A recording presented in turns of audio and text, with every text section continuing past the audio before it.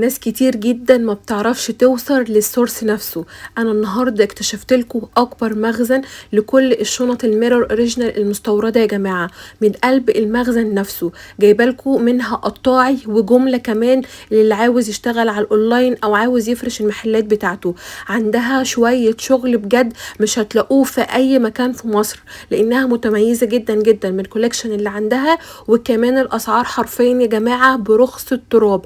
اغلى شنطة عندها في المكان كله ب650 جنيه. ايوه زي ما سمعتوا كده، في المقابل بره في اي مكان بره بتلاقوها معدية ال1500.